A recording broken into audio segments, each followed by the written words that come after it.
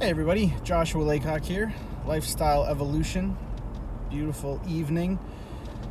My drive home, I had a really interesting day today.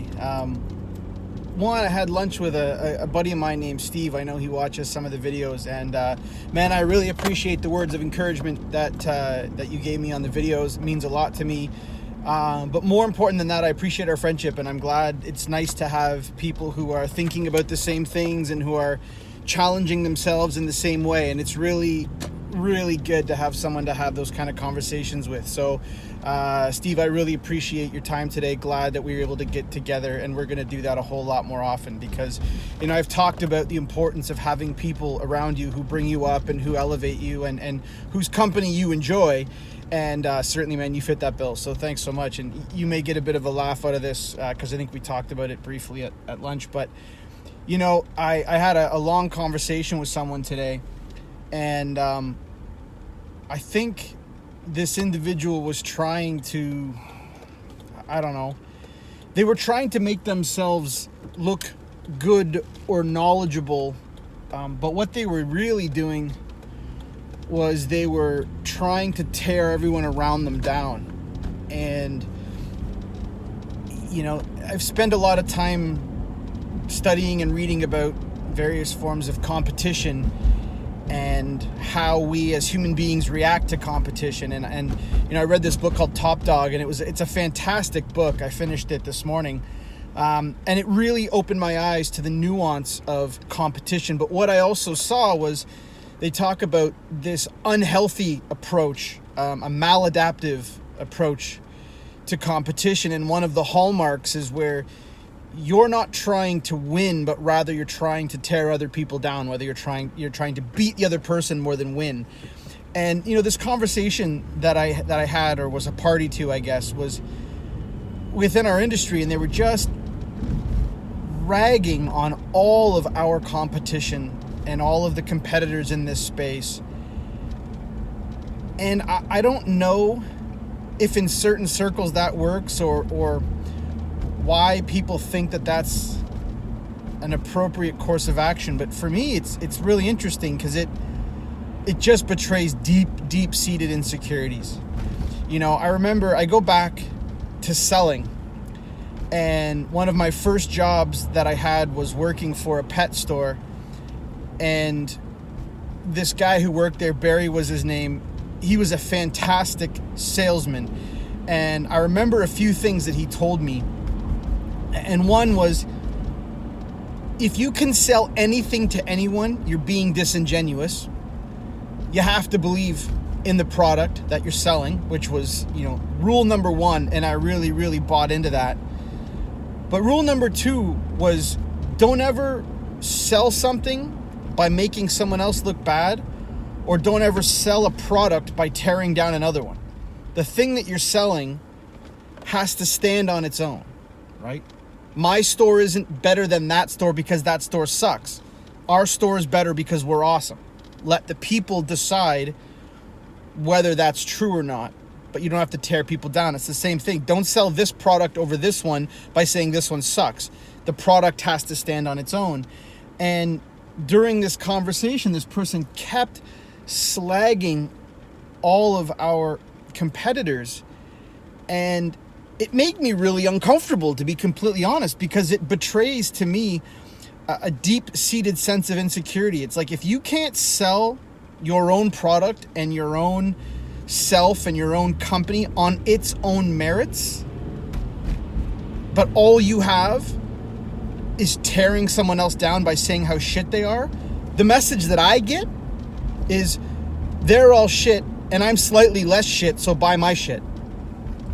Right? And I don't have any time for that. I mean, I remember my wife and I, Kate, we experienced that when we were trying to buy a vehicle, and we're a Toyota family. We just happen to be.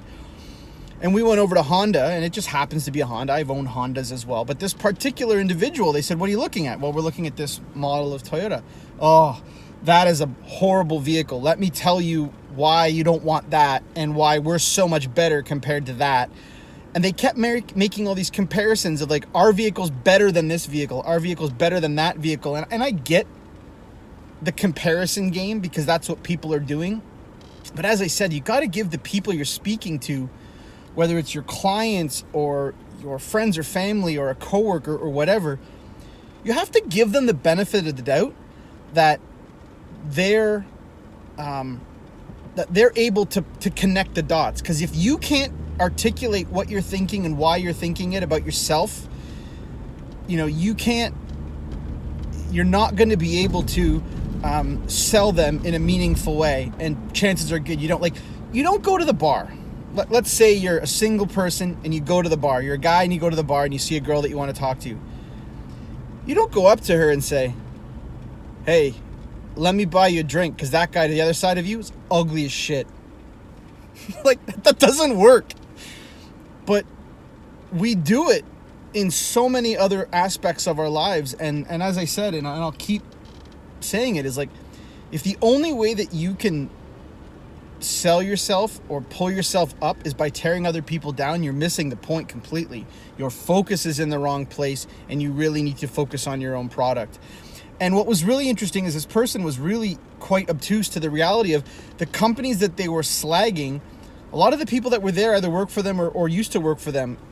And it just, you got to be aware of your surroundings. It was just a theme that I've been talking a lot about with my friends and families. You have to be aware of your wake. Everything that we do matters. Everything that we do has a ripple effect. And I'm not talking about a butterfly effect where I say something here and all of a sudden there's a hurricane, down in Florida. I'm talking about all of our interactions, everything that we say when there's people around us. We have an influence around us in our communities, in our area of influence. And I talk about our wake. And if you're plowing along so fast and you don't even realize that the things that you say are having repercussions or impacting other people, you're really not operating with a level of intentionality and awareness that I think the average human being should. But what's really kind of interesting is in the old world of me, I think probably the really insecure part of me would have jumped in. And I see a lot of people jump in, maybe because they want to belong, or maybe because that's how they're also operating. They'll dive into this conversation, and the old me would have probably jumped in as well and ragged on, some of these people, probably because I wouldn't have had the courage to say anything else. As I've matured and evolved, I've learned to keep quiet in those situations. But actually the new me will speak up. And today I did. I said, look, man, I mean, you've just railed on all of these other companies. What are you doing? I got it. You don't think highly of them. Cool. What are you working on? What are you bringing to the table? Because if all you've got is trying to point out flaws in someone else's game, you've already redirected my energy to them. If anything, you might even be creating a sense of sympathy for these guys. I'm not really sure I buy it. So be really aware of whether that competitive spirit, if you boil this down into life, not just talking about competitors or if you're a salesperson, I'm talking about in life. We all, I don't care who you are, have on some level a bit of a competitive fire in us. And if your competitive fire is about making yourself better and winning for the sake of winning, if you want to win, winning is important, let's be honest. So if winning is important to you, but making yourself better is important for you. If you're the kind of person who at the end of the day you can shake your opponent's hand and say, good game, you're probably doing it right. But if at the end of the day, your objective is to destroy someone else, if your objective is to tear other people down, and that's how you win, you measure winning by how much you can pull other people down, then I think you're missing the point, and I think it's really worth some introspection. I mean, hell, even today on one of the cartoons my kids were watching as we were kind of having some breakfast and hanging out, we always have a few minutes of watching some fun cartoons. It was a race car cartoon, and it was the good guy versus the bad guy.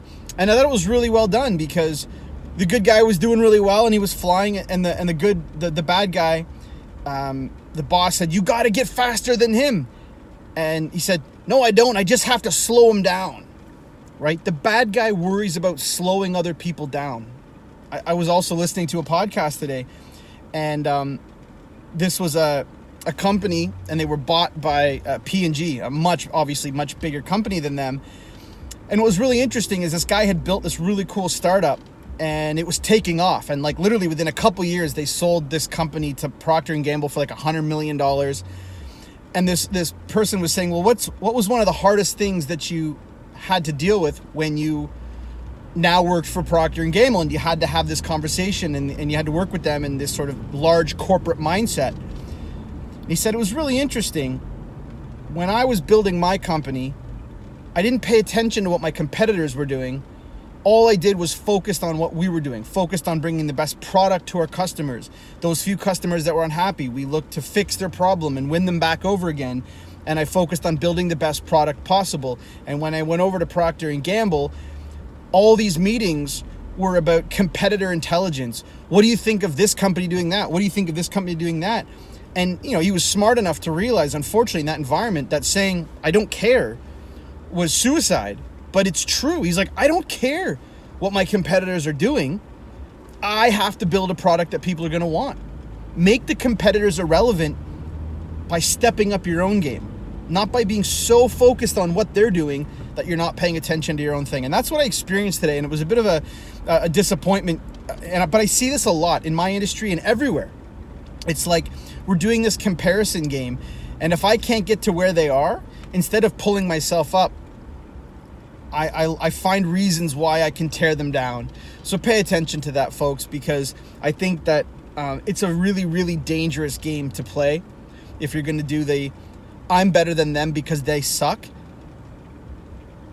You know, best case, you sell yourself as someone who's petty and who doesn't mind slandering people. And they're going to go, well, what are you going to say about me when I'm not here? But I mean, worst case, they're going to go, great.